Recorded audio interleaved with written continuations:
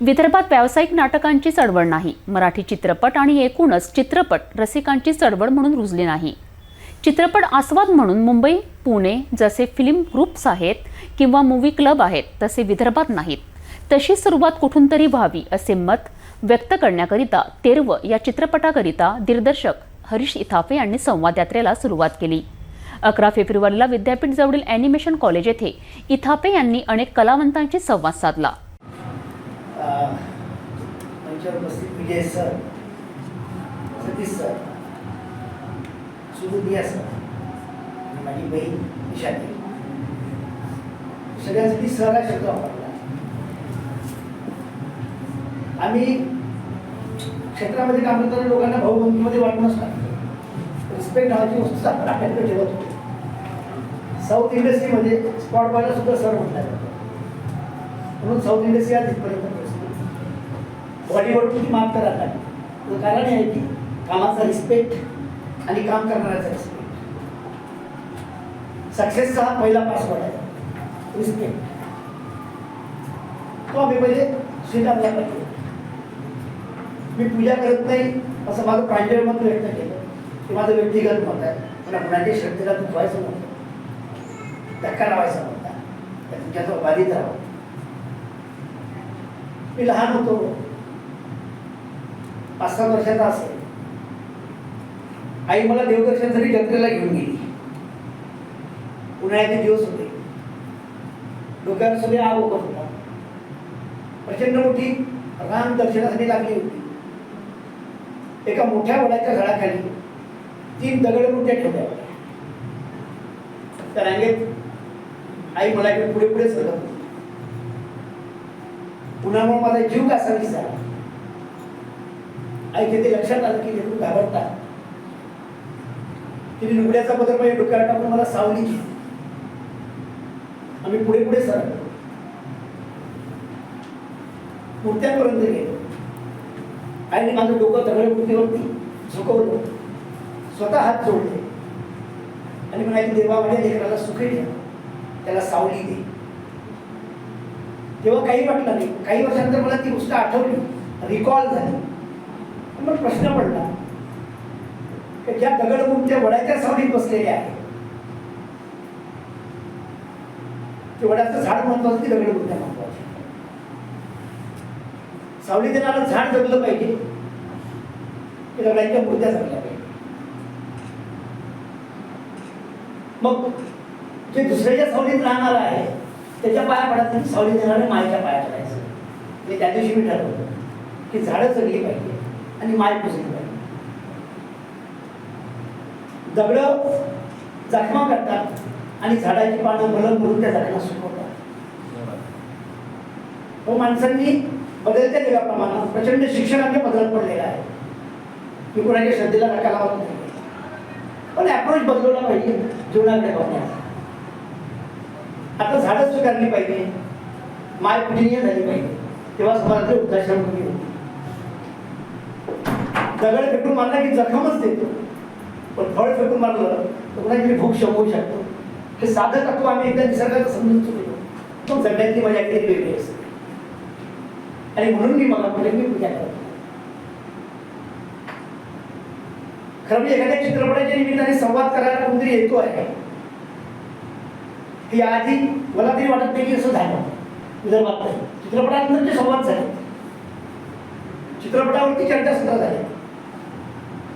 पण चित्रपट यायच्या आधी त्याचा प्रोमो पण येत नाहीये, टीझर पण दाखवत नाहीये, ट्रेलर पण दाखवत नाहीये आणि दिग्दर्शक लोकांशी संवाद करायला येतो. अनेकांना प्रश्न पडले की अरे तू नेमकं तुम्ही काय? मी 25 ते 30 वर्षापासून नाट्यक्षेत्रामध्ये चळवळ म्हणून काम करतो.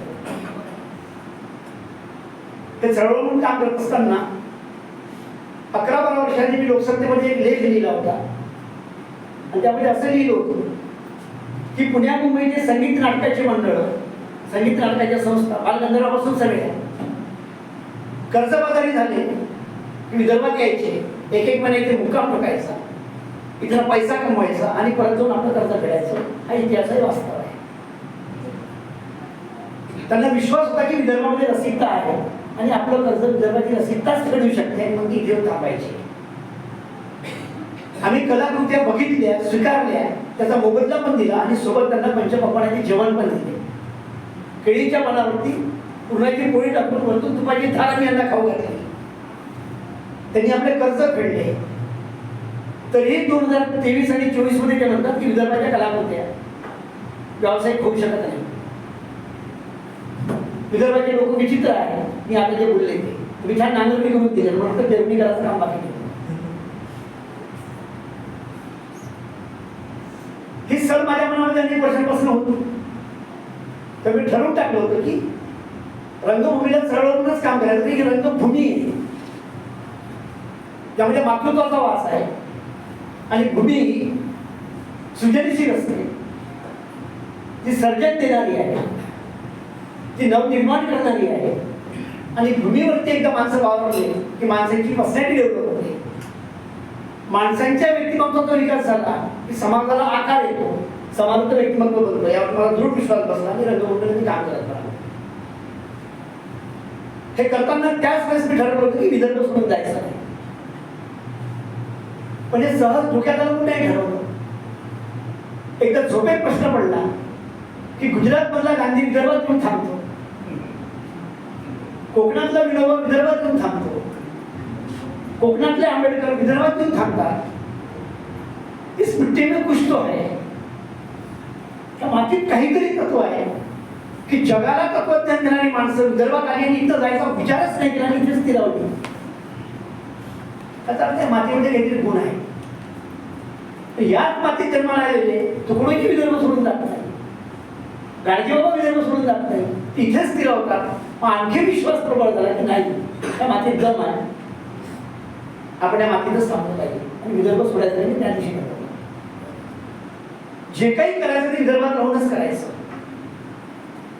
विदर्भात राहून पुण्या मुंबईचं व्यावसायिक क्षेत्र आपण आपलं काय करू शकत नाही. जिवंत उदाहरण बिलकुल करू शकतो. पण हे करताना चळवळ चालत असताना मी विदर्भातला कुठलाच जिल्हा, कुठलाच तालुका नाही सोडला 25 वर्षामध्ये की ज्या गावांमध्ये मी नाट्य शिबिरे घेतले नसतात.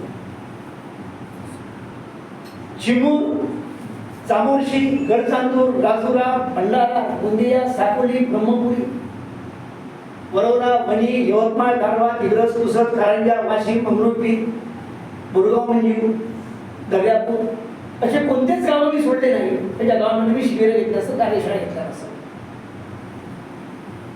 माझा विश्वास दृढ झाला होता की ही जागा माणसं घडवते, आपण आपला वेळ आणि आपले एफर्ट्स दिले पाहिजे.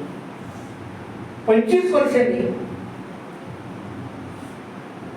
पॅशनेटली फिरलो आणि नाट्य चळवळ म्हणून विदर्भाची नाट्य चळवळ महाराष्ट्रामध्ये दखल घ्यायसाठी प्रयत्न केले. विदर्भातल्या नाट्यकलाकृती त्या दर्जाच्या नसतात.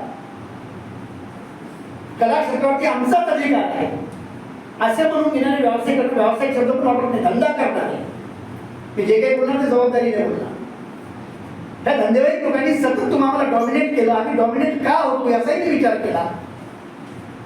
खूप दिवसापासून या विषयाला घेऊन मी अस्वस्थ होतो. 4 दिवसांनी मी द्वादेश्वर सरांजवळ बसलो. चंद्रपूरला गेला, चहा घ्यायला घरी गेलो. चहा घेता घेता मी सहज सरांना विचारलं, सर एक प्रश्न माझ्या डोक्यामध्ये खूप दिवसांपासून मी तुम्हाला विचारत होता. तर बोलले हरीश विचार. म्हटलं विदर्भातल्या माणसांच्या स्वत्वाच्या जाणीवा कधी वृद्धिंगत होणार. द्वारकांत सर हसले, चहाचा पण घेतला आणि हरीश जाणीवा वृद्धिंगत व्हायसाठी त्या पहिले असायला पाहिजे. तर आमच्यामध्ये आम्ही आमचं स्वत्व ठेवलं आहे का हा पहिला प्रश्न मी या निमित्ताने तुम्हाला विचारला. तुम्ही म्हटलं सर मला असं वाटतं म्हणजे बोल म्हटलं आपण पहिले सीपीआय बेलाडमध्ये होतो मध्य प्रदेशमध्ये, तिथून आपल्याला काढलं आणि संयुक्त महाराष्ट्रामध्ये टाकलं. कदाचित आपल्यामध्ये उपप्रबंध नाही आलं. काही दशक आपण त्यांचं कॅरी करत गेलो आणि आता उर्वरले दशक आपण त्यांचं कॅरी करतो. त्यामुळे आमची अवस्था पेंडुलम सांगता की काय हे तर हो ही नक्की झाली आहे आणि यावरती चिंतन व्हायला पाहिजे.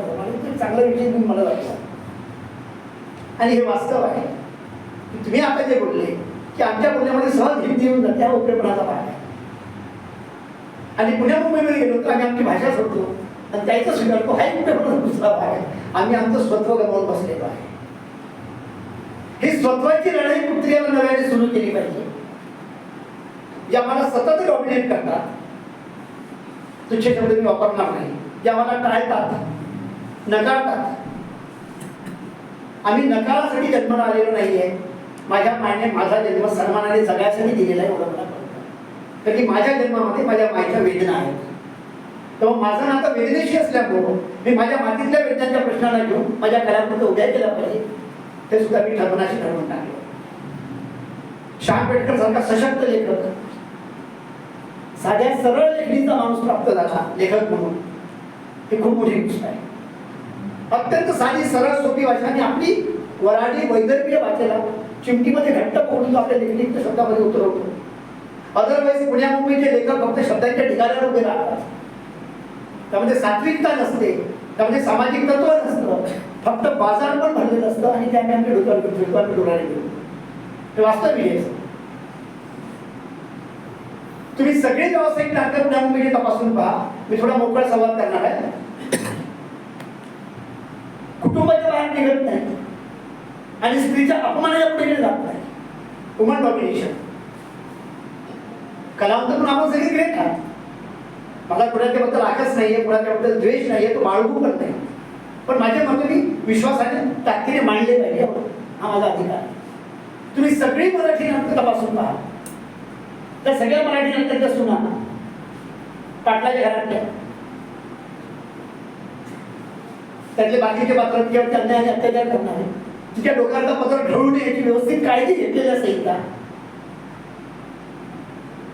सगळ्या दृश्यांची सुरुवात पूजा अर्चेपासून झालेली,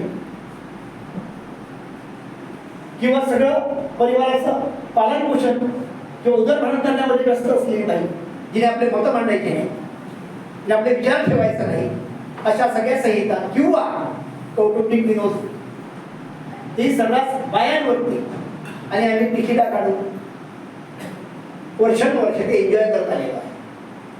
विदर्भातली सगळी नाटकं जर तुम्ही तपासली, विठ्ठल रागांपासून तर लेखुंकरांपर्यंत, आणि प्रेमानंद बेटवीसारखा विदर्भातला अत्यंत ताकदीचा मोठा लेखक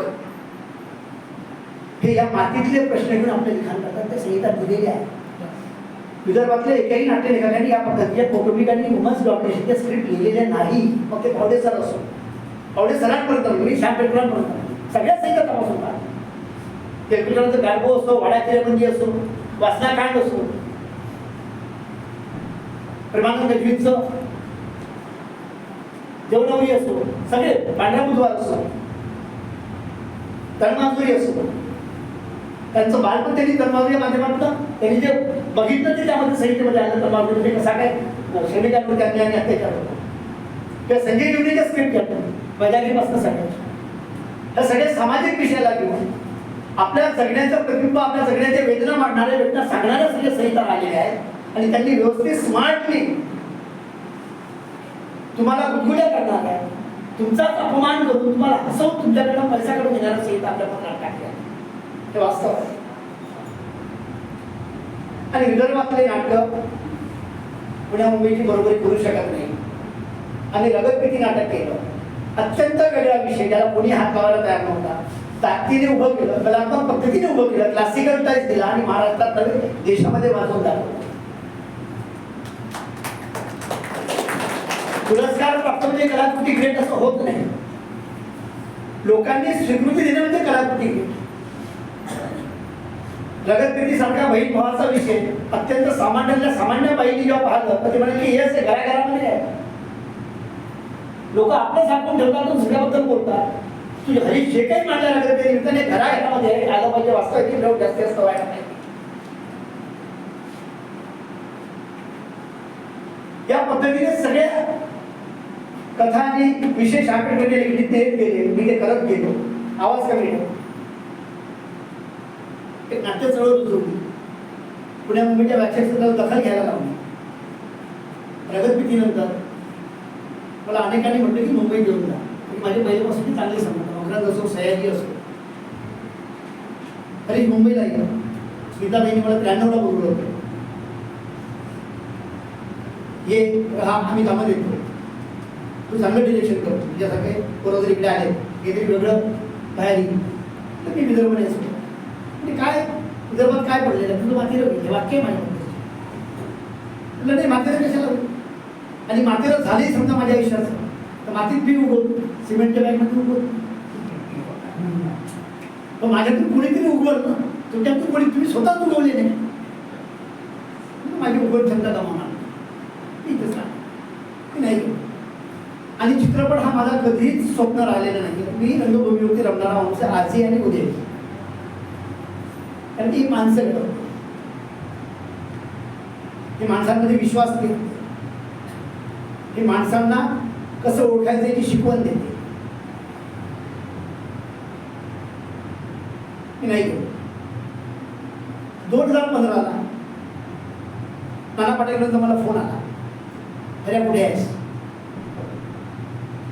ते आम्हाला प्रेमाने हऱ्या मग असे बोलतात. नाना वर्धेला घरीच होतो, मी जरा अस्वस्थ आहे. मराठवाडा आणि विदर्भामध्ये प्रचंड आत्महत्याचं प्रमाण वाढलेलं आहे, आणि माणूस म्हणून मी समाजामध्ये वावरत असताना माझ्याकडे काही जबाबदारी आहे. एक 30-35 लाख रुपये माझ्याकडे जास्तीचे आहे, त्याची मला गरज नाही. मी पैसे पाठवायची व्यवस्था करतो. आत्महत्या केलेल्या शेतकऱ्यांच्या परिवारापर्यंत जा, आणि तू तुझ्या हिशोबाने काय करणार मदत करेल, मी मदत करेन, तुला पैसे पाठव. नाना मला 1 दिवस द्या, मी तुम्हाला उद्या बोलतो. म्हणजे ठीक आहे, उशीर करू नको. भडव्या 4 कामं असतील ते बाजूला ठेव, भडव्या 4 कामं असतील ते बाजूला ठेव. नानाची भाषा आहे, अस्सल मराठी माणूस, मातीतला माणूस, आपली भाषा नाही सोडत. तसं उद्या मी 100% काय करायचं ठरवलं. मी लगेच शांपूला फोन केला, बकरांना कॉन्फरन्सवर घेतला. बकरा जसा फोन आला गुरुजीचा, मलाही नाही गेला. आमचंच बोलून झालं की याच्याशी बोलावं लागेल, डायरेक्टली तुला फोन केला. तर काय करायचं? काय नाही म्हणून पैसे आले की तू आणि श्यामराव काय दोघं ठरवा आणि करा. म्हटलं नाही. मला म्हणलं काय गुरुजी म्हणतात ते तू म्हणतो की नाही? म्हणजे माणूस चिडत नाही, तसं म्हणत नाही. मी पैसे घेऊन त्यांच्यापर्यंत जाईल हे ठीक आहे, पण 4 पैसे दिल्याने माणसाचं आयुष्य बदलते यावर माझा विश्वास नाही. माणसासोबत माणूस उभा राहिला की माणसाला जगण्याचं बळ मिळते यावर माझा विश्वास. तात्पुरतं मलमपट्टी म्हणून मी काय द्यायचे 10-20 हजार रुपये ते मी देईन. तुम्ही पाठवलेचा मेसेज पण मी त्यांच्यापर्यंत देईन, त्यांना तेवढ्यापुरतं बरं वाटेल, त्या बातम्या छापून.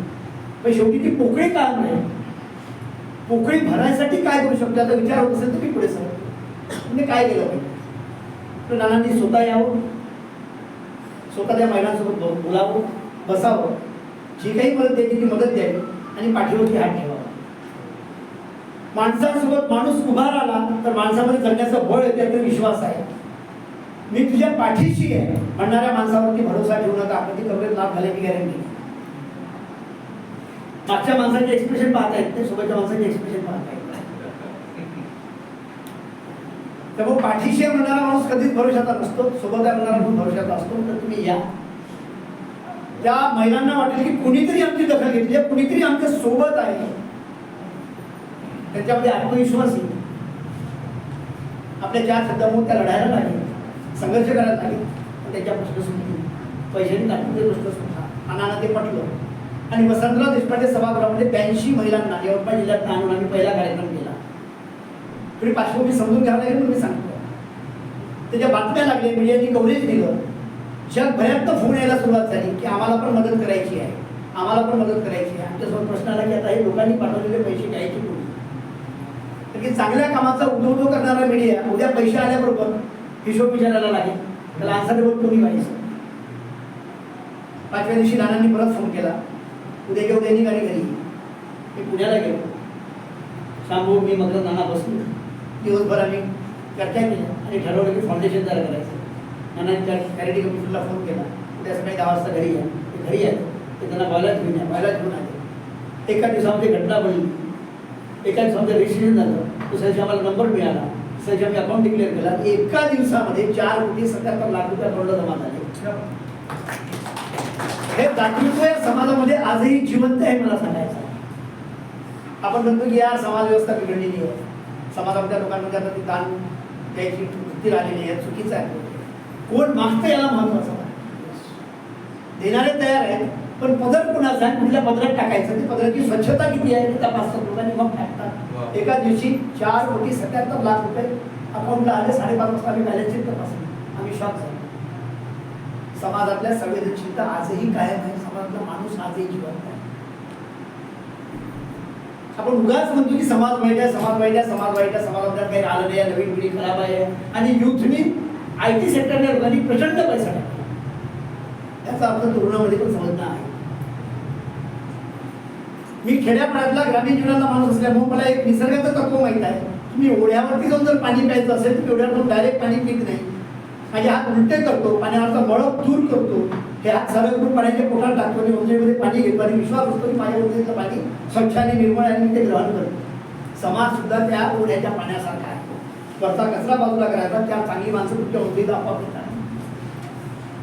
ही 4 चांगली माणसं उंजळी देण्याच्या प्रोसेसमध्ये एकदा गेलं की त्या प्रोसेसमध्ये एक चांगलं प्रॉडक्ट जन्माला येतं. त्याची प्रोसेसमध्ये वेदना असतात, संघर्ष असतात. त्या प्रोसेसमध्ये गेलेली हा चित्रपट त्या उंचीतनं आलेला आहे. वरचा मळप दूर करून जे काही उंचीमध्ये आम्हाला सापडलेलं आहे ते सापडलं पण म्हणजे हा चित्रपट तेच आहे. संस्था रजिस्टर झाली, फाउंडेशन झालं. नाना बोलले की आता उर्वरित महाराष्ट्राचं काय करायचं होतं, आपण एक दौरा करूया. आणि मी अख्ख्या महाराष्ट्रामध्ये नाना वर्धेला आले. 3 दिवस आम्ही घरी थांबलो. सगळा प्रोग्राम डिझाईन केला, सगळी सरांना माहिती आहे. आणि आम्ही अख्खा महाराष्ट्रातले दौरे केले. सांगितलं पाहिजे की एकेका शहरामध्ये जेव्हा आम्ही या आत्महत्याग्रस्त परिवारातील महिलांना कलेक्ट केलं तर 350, 400, 500, 18, 19, 21, 23, 24 कोवळ्या वयातल्या पांढऱ्या कपड्याच्या मुली समोर बसलेल्या काय चित्र त्या सगळ्या महाराष्ट्रातले फुटेज माझ्याकडे आहे. कधीही पाहिजे असेल तरी दाखवू शकतो. सगळ्या कोवळ्या वयातल्या मुली, कोणाच्या खांद्यावरती 3 वर्षाचं लेकरू, कोणाच्या खांद्यावरती 3 महिन्याचं लेकरू, कोणी 7 महिन्याची पोटूशी, कोणी 8 महिन्याची पोटूशी. अख्खा दौरा आटोपला. करोड रुपयाचा वाटप आम्ही महाराष्ट्रामध्ये केला. त्यातल्या महिलांना एक चांगला मेसेज केला, हिंमत आली की तुम्ही आपल्यासोबत त्याचं एक नेटवर्क मी उभं केलं. आज माझ्याजवळ 27,000 महिलांचं नेटवर्क आहे विदर्भ आणि मराठवाड्यात. मग मी 1 वर्ष गेलं, 2 वर्ष गेलं, म्हटलं आपण पैसे दिले, सिलाई मशीन दिल्या, शेळ्या वाटप केल्या. हे करताना महाराष्ट्रातले स्वतःहून काही लोक माझ्याशी कनेक्ट झाले. प्राध्यापक वासुदेव ऋषी इथे बसलेले आहेत, त्यांचा माझा काही संबंध नाही. स्वतःहून हरीश भाऊ तुम्ही काम करतात, अमरावती जिल्ह्याचं काम मी सांभाळतो. आपलं पेट्रोल खर्च करतात, आपला दिवस देतात, आपला वेळ देतात, पदरचे पैसे मोड करून महिलांच्या घरामध्ये देतात, कागदांचा चेक देतात. मुलांच्या शिक्षणाची अडचण मी कधीच फोन करतो, आपण काम करतात. संदीप ढोले तांदूळबाजारचं कार्य करतात. असे महाराष्ट्रभरातले कार्यकर्ते स्वयंस्फूर्तीने आपाप उभे राहिले. यांचा माझ्याशी काही परिचय नव्हता. एक दिवस पुसळच्या कार्यकर्ते मला प्रश्न केला, स्वप्नील देशमुख, की सर तुम्ही आमच्यावरती ब्लँडली विश्वास आमच्यावरती काम सुरू होतं, उद्या आम्ही काही कमी जास्त केलं तर? चांगला प्रश्न.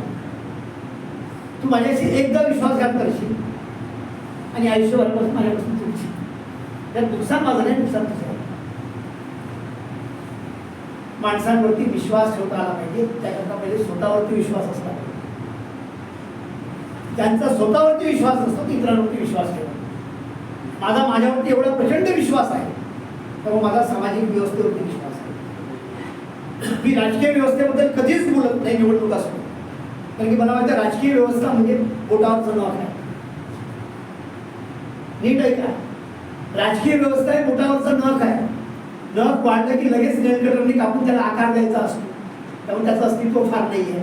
बाबासाहेबांनी मतदानाचा अधिकार दिला आहे नेलकटर सारखा. नख वाढलं मठ सारखं कापून फेकून त्यांनी बोटाचा आकार दिला. पण बोट हे सामाजिक व्यवस्था आहे, हे पाठ टाका. आणि सामाजिक व्यवस्था ही तुमची आमची आहे, जी कायम स्वरूपी आहे. आणि त्या सामाजिक व्यवस्थेचे संविधान बाबासाहेबांना मानले. त्यातला छोटासा नखाचा भाग म्हणजे राजकीय व्यवस्था. त्याची काळजी करायची गरज नाही. ते कधीही कापून फेकता येतं, बोट नाही कापून फेकता येत. त्यामुळे तेरवा चित्रपट राजकीय व्यवस्थेबद्दल भाष्य करत नाही, सामाजिक व्यवस्थेबद्दल भाष्य करत. की माझी सामाजिक रचना, माझी सामाजिक व्यवस्था ही माझं जगणं मान्य करणारी आहे का नाही आहे. आमचा साधा प्रश्न आहे चित्रपटाच्या माध्यमातून की आमचं जगणं मान्य करा. आम्हाला बाकी काही नको, आम्हाला योजना नको, आमची क्यू कर असेल तर म्हणणं नाही आहे. फक्त आमचं जगणं मान्य करा, आमची दखल घ्या, त्या पलीकडे आम्हाला काहीही नको. इतका साधा मेसेज आहे चित्रपट. तुम्ही बघा पुढल्याप्रमाणे व्यावसायिक नाटकांनी ज्या पद्धतीने चित्र आपल्यासमोर उभं केलं, जे काही आधी बाजारीकरण केलं, तसंच मराठी चित्रपटांनी केलं. दादा कोंडकेंसारखा अस्सल मराठी माणूस, मातीतला माणूस, ज्या पद्धतीने सोशल मेसेज देऊन जायची, सुरुवातीच्या काळामध्ये त्यांना काय त्रास झाला ज्येष्ठ लोकांना माहिती, तर तरी त्यांनी आपली जागा या मराठी स्क्रीनवरती मजबूत केली, स्वीकृती द्यावं लागली, स्वीकारावं लागलं. तर त्याच काळामध्ये त्यानंतरच्या काळामध्ये थोडाच असेल मराठी चित्रपटाच्या बाया कशा, सगळे मराठी चित्रपट आम्हाला अलकापुर रडणाऱ्या बायांच्या रडतात. बाई म्हणजे रडणारी, बाई म्हणजे रडणारी. किती वर्ष कशासाठी? प्रचंड शिक्षण घेतल्यावर रडणार, इतकं स्वातंत्र्य अबाधित केलं तरी रडणार, संवाद कौशल्य विकसित झालं तरी रडणार. रडणारी नाही, लढणारी. त्यातली नायिका रडत नाही, त्यातली नायिका लढते. आम्ही लढलं पाहिजे, लढण्याने प्रश्न सुटतात. तुम्ही पिढ्यानपिढ्या शतक दशक फक्त बाई म्हणजे काय तर रडणारी आणि अपमान सहन करणारी. कुठेतरी वुमेन रिस्पेक्टचा स्टार्ट झाला पाहिजे आणि तो घरात न झाला पाहिजे. हे चित्रपट हा चित्रपट शेतकरी आत्महत्येवरती नाही आहे, मी कथा सांगणार नाही. हा चित्रपट शेतकरी आत्महत्येवरती भाष्य करत नाही. शेतकरी आत्महत्येवरती अख्खं जग बोलतं, अख्खं मीडिया लिहून काढतं. लोक हळहळतात, दारू पिऊन मेला, लफडं होतं म्हणून मेला, भानगडी होत्या म्हणून मेला, नको ते बोलतात. पण आत्महत्या झाल्यानंतर तिची बाई एकटी उठते, तिच्या जगण्याबद्दल कोणीच बोलत नाही. ते बोलणार आहे. एकटी बाई ही सगळ्यांना संधी असते, सोय असते. आणि ती पुरुषी मानसिकता सामाजिक व्यवस्थेची नंतर येते, ती घरातनं सुरू होते. हॅशटॅग तेरव नावाचं एक हँडल सुरू केलं आहे मी FB वरती, आता सुरू केलं 2 महिने आधी. त्यामध्ये त्या बायका आमच्याशी कनेक्ट आहेत, त्यांना त्यांच्या आयुष्यामध्ये घडलेल्या घटना आम्ही लिहायला लावल्या. त्यात आमची एक सहकारी अलका शेंडे नावाची, तुमच्या अमरावती जिल्ह्यात धामणगाव होती. तिने तिचा अनुभव लिहिला की नवऱ्याने आत्महत्या केल्यानंतर 1.5 महिन्याने तिचा पुतण्या ज्याने लग्नामध्ये जे पाय धुतले होते तो तिला म्हणतो की काकू आता तू माझी ऍडजस्ट होऊन कोणाला काय समजते. हा घरचा पुतण्या म्हणतो तर काय सामाजिक व्यवस्थेकडे तुम्ही बोलू शकता. मी हॅशटॅग तेरवरती जा, FB वरती हे हँडल आहे. तुम्हाला सगळ्या महिलांच्या कथा, मंदा आरोग्याची कथा ही प्रांजली भेंडे इंग्रजांमध्ये बोलली गेला, मी इंजिनिअरिंग कॉलेज टाकून MGM इंजिनिअरिंग केली, आता KPSC तयारी करते. शेकडो बायका उभ्या केल्या, प्रसिद्धीच्या भांडणीत आम्ही नाही म्हणतो. या पद्धतीने आता बायका व्यक्त व्हायला लागल्या, हे याचं यश आहे. माणसं बोलली पाहिजे. संवादातनं समाज दुरुस्त होतो, संवादातनं समाज पुढे जातो. बहिर्मुखी सदा सुखी, अंतर्मुखी सदा दुखी. माणसं बोलली पाहिजे, माणसांनी आपल्या वेदना मांडल्या पाहिजे आणि बायकांनी तर मांडल्याच पाहिजे. माय बोलत नाही मग पोरगी बोलत नाही. तिला वाटतं की माय बोलली तर मी कशाला बोलायचं, आणि आयुष्यभर पिढ्या सहन करत राहते. ही पिढ्या टाळणारी, पिढ्या नाकारणारी नायिका म्हणजे जना. आम्हाला अलका कुबल आमच्या पदरात टाकून ठेवली, रडत राहत. एकीकडे हे चित्रपट, तर दुसरीकडे सगळ्या TV सिरियल तुम्ही तपासून पाहिल्या तर घरामध्ये बार असतो. विक्रम बारमध्ये बसून, घरातल्या बारमध्ये बसून टॅग घेत असतो. आणि बार पडून जरी घेतली आमची बायको बार मांडल्या, बरोबर ना.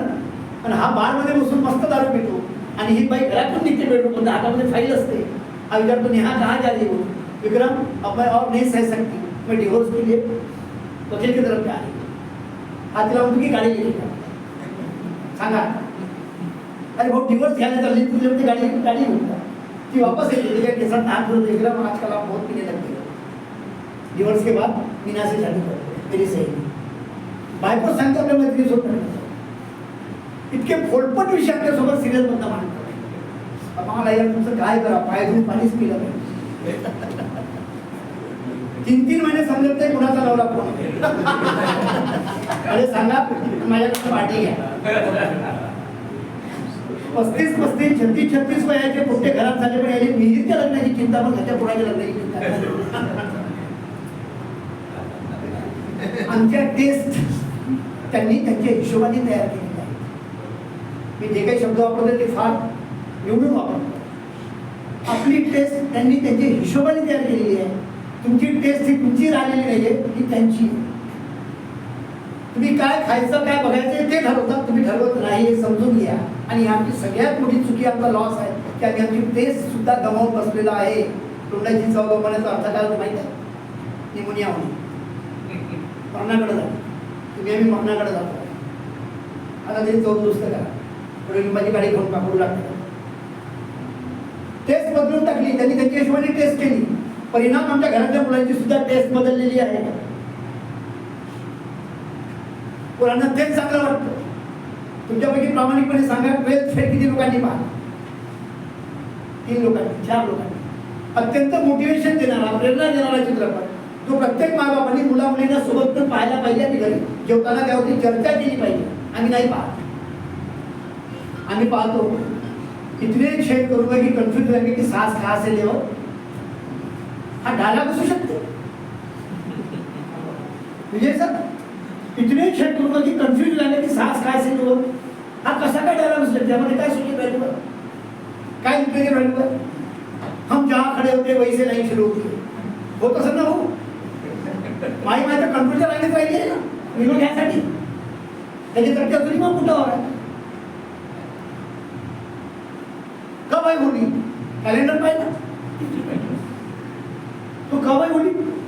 आमचा बॅलन्स आहे. घंटाने तर घंटाने आपलं साडं भाजी. त्यामध्ये काय सोशल व्हॅल्यू तुम्ही खरंच सांगा. त्यामध्ये काय लिटरेचर व्हॅल्यू मला खरंच सांगा. आपल्या चित्रपटातले, आता मी आपला शब्द वापरणं सुरू केलं. विजय सर बोले पण हा चित्रपट आमचा होता, आता तो आपला केलेला, आपला केलेला. आता तुम्ही त्यातला एक भाग, तुम्ही आता क्रूमध्ये आलेले आहात, आता क्रूच्या बाहेर गेले की मला क्रू समजतो. आपल्या चित्रपटाचे डायलॉग शांतपणे लिहिले. शेतकरी आत्महत्या केली, त्याची बायको जेव्हा पटवाऱ्याकडे जाते आणि म्हणजे साहेब 7/12 म्हणजे 7/12 तुझे साहेब 7/12 पाहिजे होता. म्हणजे पैसे लागतात. साहेब पैसे तर नाही. पटवारी म्हणजे पैसे नाही, तर बरंच काही तुमच्याकडे द्यायला, बरंच काही आहे ना तुमच्याकडे द्यायला. असं पटवारी त्या स्त्रीला म्हणतो एकल पडलेल्या पाहिजे. ते डोळे काढतो ते हरामखोर, अंगावर खादी, मनात मादी, थोबाडीत मारतो. हा त्याला डायलॉग. त्यामध्ये लिटरेचर व्हॅल्यू आहे, त्यामध्ये सोशल व्हॅल्यू आहे, त्यामध्ये बाईचं लढणं आहे, बाईचा संघर्ष आहे, यामध्ये बाईचा अस्मिता आहे, बाईचा स्वाभिमान आहे. त्या लोकांनी पिढ्याने पिढ्या आमच्या बाईचा, आमच्या कुटुंबाचा, आमच्या समाजाचा स्वाभिमानच गमावून टाकलेला आहे. हे समजून घ्या म्हणून मी स्वतः सुरुवात केली. किती वर्ष, किती पिढ्या हे सहन करायचं? काहीच रिअलाइज नाही होत, काहीच वाटत ते झोपताना विचार देत ते लोक. फक्त बोलतो आम्ही. चित्रपट हे माझं क्षेत्र नाही. म्हणजे मी खूप जास्त धंदा आणि नाव, हा खूप नाव आहे माझं महाराष्ट्रात, ते देशात आहे. हा चित्रपट मी तेवढ्यासाठीच केला की नाही. आणि तो करून का बाहेर पडल्याचं कारण असं की ज्या माणसांसोबत मी 25 वर्षापासून काम केलो, त्या माणसाशी मी डायरेक्ट संवाद केला पाहिजे, बोललो पाहिजे. हा माझा अधिकार आहे. सामर्थ्य मी मिळवलेला आहे म्हणून मी इथपर्यंत आणि फिरतोय विदर्भामध्ये, मराठवाड्यात निर्माण केलं. चला आता सगळे मिळून आपल्याला कॅरी करूया. असा कसा विदर्भाचा चित्रपट चालत नाही. सगळ्यात टाकला होता विदर्भात निर्माण झालेला चित्रपट धंदा नाही. आम्हाला धंदा नाही करायचा आहे. आम्ही कमर्शियल आहोत. आम्ही कमर्शियल धंदेवाईक नाही आहे. धंदेवाईक आणि कमर्शियल फरक आहे. आम्ही पण कमर्शियल आहोत. सगळ्या कमर्शियल नॉर्म्स मध्ये हा चित्रपट बनवला. 2021ला ऑस्कर घेतलेला नो मर्डर चित्रपटामध्ये जे लेन्स वापरले, खूप लेन्स तिने चित्रपटामध्ये वापरले. 3 वर्षापासून मी फिरलो प्रोड्युसरसाठी, फायनान्सरसाठी. मला नाही मिळाले. शेवटी आपले मित्र नरेंद्र जिस्का आणि माझे मित्र नरेंद्र रावळीकर, हे रोहित शेट्टीचे आर्ट डायरेक्टर आहेत, नाव ऐकलं असेल. म्हणाले अरे भाऊ तुमची चळवळ खूपच, एक काम करा, जे काही ॲडमिशन आम्ही करतो करा चित्रपट. त्यांनी मला गो हेड बघितला. ते उभे राहिले सोबत. इकडले सगळे एफर्ट मी माझे लावले. अमरावतीचे प्रफुल्ल भाऊ, चंदू, आमचा तो चौधरी मयूर, विराज जाधव, पल्लवी सपकाळे, अख्ख्या विदर्भातले गेला होता घेतले. आणि लीड कॅरेक्टरमध्ये किरण माने, संदीप पाठक आणि किरण धोनी, तिघेही ग्रामीण भागातले. त्यांना शेती मातेचं नाटक यांचं पक्क आहे. आणि सगळे टेक्निकल साईड मुंबईतली वापर. आपणही वापरणं शिकलं पाहिजे.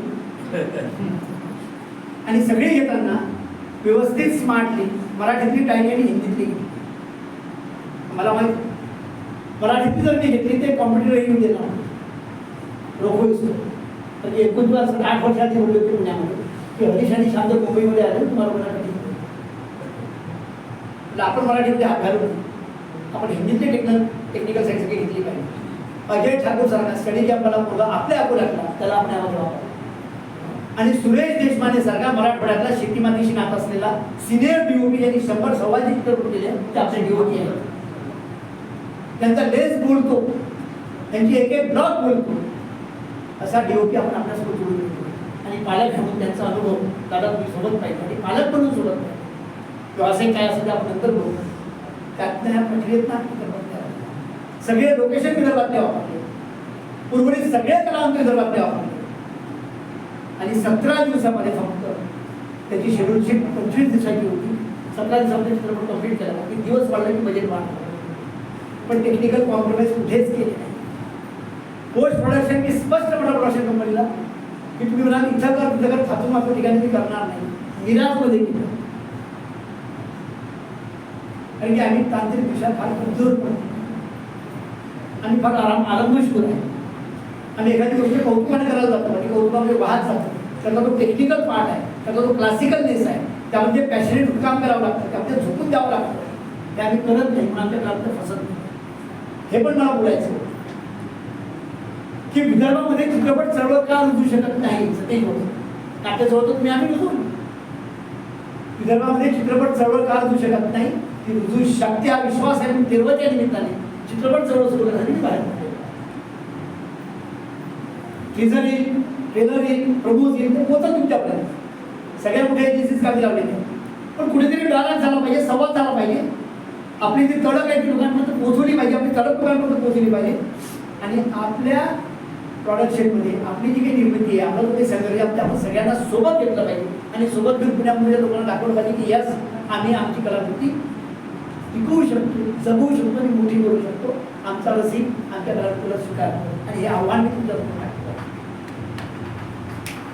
सत्याशिवसारखा सुंदर चित्रपट दिले जेवण करून तयार केला. काय संघर्ष केला मला माहिती आहे. पहिला फसला दुसरा केला. त्या हिशोबाने सत्याशिव फार चांगला चालला. सगळ्या जवळच्या लोकांनी हात लावला. आई चालला नो डाऊट. त्यावेळेस देवकीनंदन गोपाला नडी देशमुखनी तयार केला. डॉक्टर लागून नाही किती धाडस. गाडी बाबा काही ह्या व्यवसायाविषयी असू शकतो तत्वज्ञान मांडणारा माणूस पण डॅडींनी धाडस करून पदरचे पैसे खर्च करतो. तेव्हा चित्रपट उभा कापला. देवकीनंदन गोपाला उभा केला. डॉक्टर लागू घेतली. तो आपला मार्क आहे. त्याला नॅशनल अवॉर्ड मिळाला. आपल्याकडे पण चांगल्या कलाकृत्या चांगले विषय आहेत, चांगले काम करणारे लोक आहेत. आम्ही आमचा विश्वास फक्त परत आपल्यामध्ये आणला पाहिजे.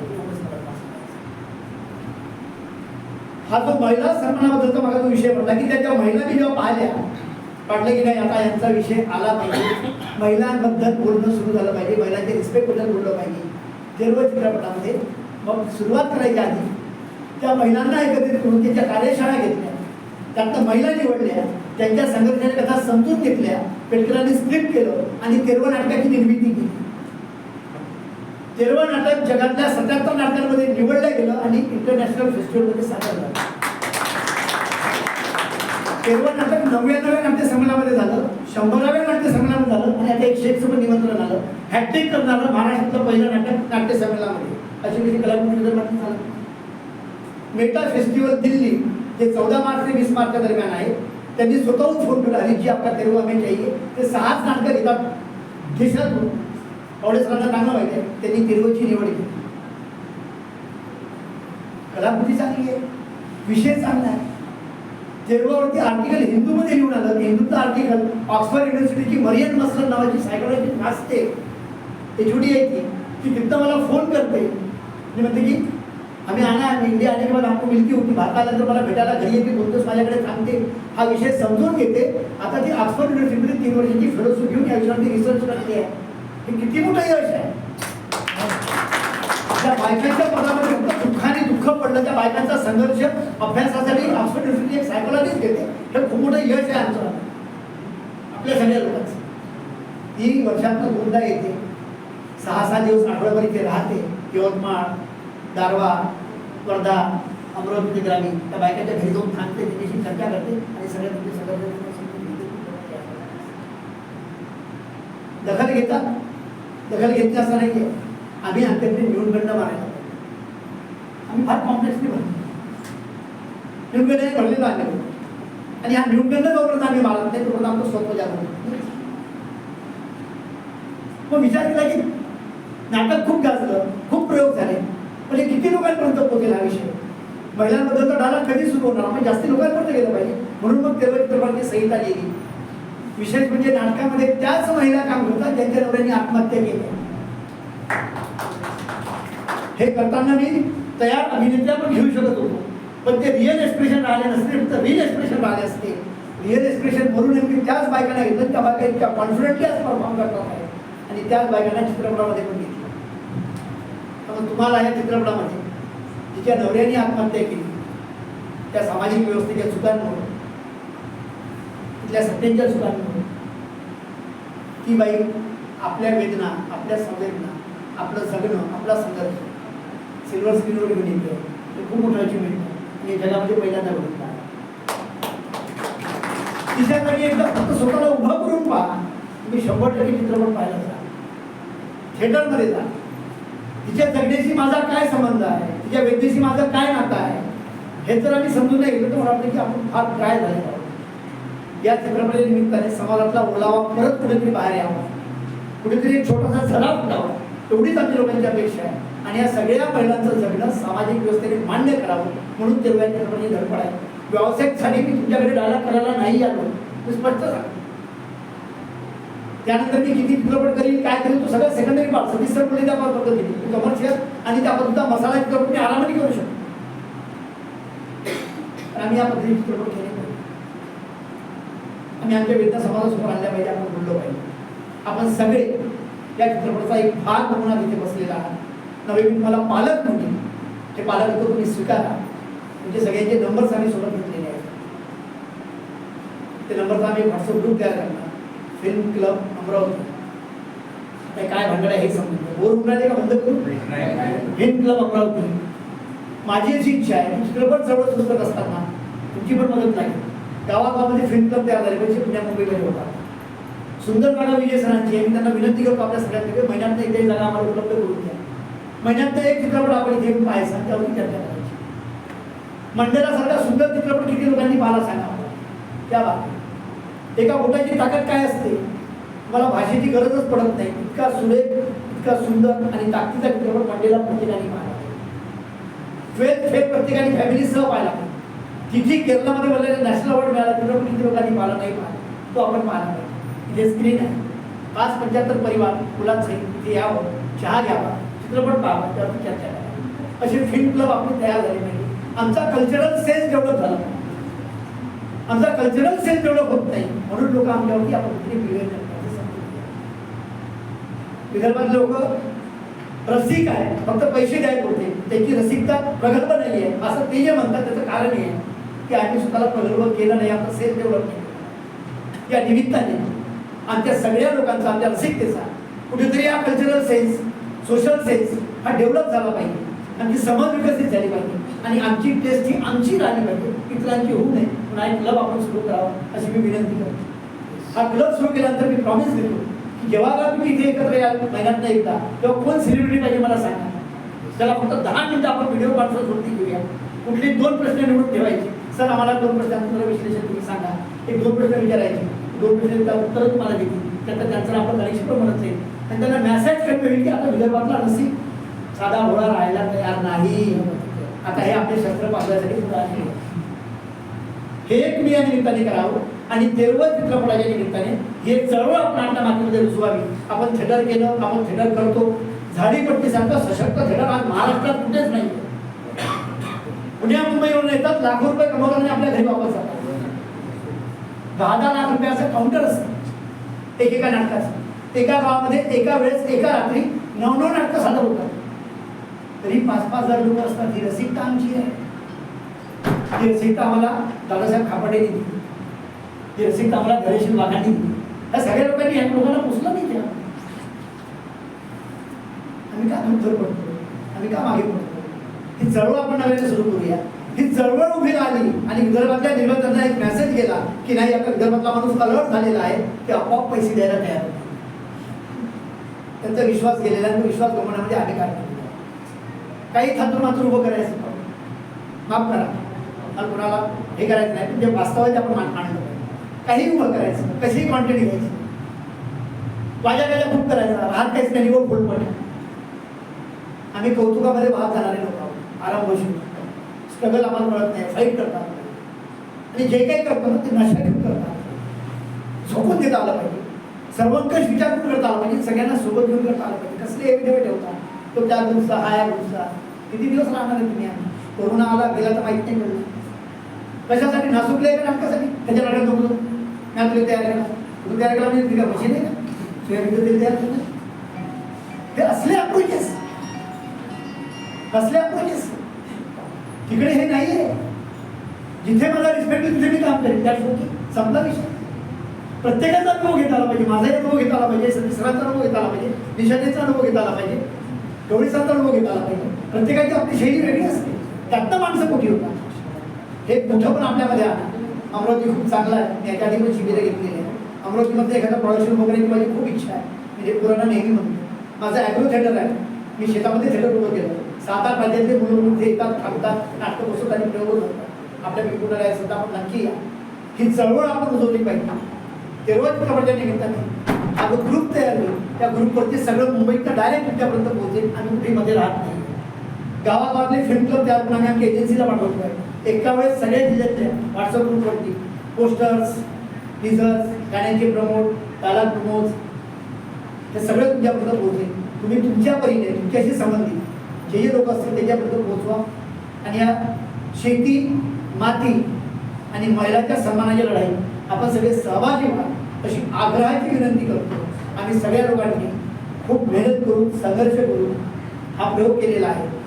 ही लढाई सुरू केलेली आहे. त्या लढाईचे आपण सगळे सैनिक होऊया, सहभागी होऊया. त्याचा पालकत्व तुम्ही स्वीकाराल आशा मी बाळगतो. माझ्या बोलण्यात एखादा शब्द तिकडे गेला असेल तो माझा आहे, तो माझ्याबद्दल ठेवा, तुम्ही विसरून जा, माफी मागणार नाही. आणि हा चित्रपट पाहायला जाताना किमान आपल्या परिसरातल्या 3-4 एकल महिला, आम्ही विधवा शब्द वापरत नाही, आम्ही एकल सिंगल म्हणा शब्द वापरतो. आणि तुमच्या घरात जी तुमचं श्रम कमी करणारी, जिला तुम्ही होळकरीण म्हणता, सहकारी मदतनीस म्हणतो, त्या मदतनीसेला पण सोबत दिवाळीला नासुकी 200 रुपयाची साडी घेऊन कौतुक करून घेऊ. एकदा नवरा बायको तुमचं श्रम कमी करणारी घरची जी बाई आहे तिला पण सोबत द्या. चित्रपट पाहिजे तिच्या नावाची 4 शब्द ते लावतात. हाही प्रयत्न करा, हे डिक्लेरेशन करा. आणि एकल महिलांचा शोला पाहायला जात त्या दिवशी ग्रुप वाईज जाताना 5 महिलांना एक गुलाबाचं फुल देऊन त्यांचा सत्कार करा, सन्मान करा. त्यांनी आपण चित्रपट पाहिला. काही लोकांना डोनेशनमध्ये तिकीट्स मागा की आम्हाला 10 तिकीट द्या, आम्हाला 20 तिकीट द्या, आम्हाला 25 तिकीट द्या, कोणाला शो द्या आणि त्या गरजू महिलांपर्यंत पोहोचवा आणि त्यांना म्हणा की हा चित्रपट पहा. चित्रपटगृहापर्यंत जाऊन आपण सगळे चित्रपट पाहणार यावरती माझा विश्वास आहे. कारण की माणूस बदलतो यावरती विश्वास आहे. हा विश्वास महात्मा फुलेंना होता म्हणून मला आहे. हा विश्वास बाबासाहेब आंबेडकरांना होता म्हणून मला आहे. हा विश्वास सावित्रीला होता की माझ्या पुढे शिकतील आणि म्हणून मला आहे की माझ्या पुढे आता एक परत नव्याने शिकून आपला मार्ग बदलतो. हा विश्वास मनामध्ये ठेवतो. त्यासंबंधी पावती तुमच्याकडनं घेतो आणि थांबतो. लव यू.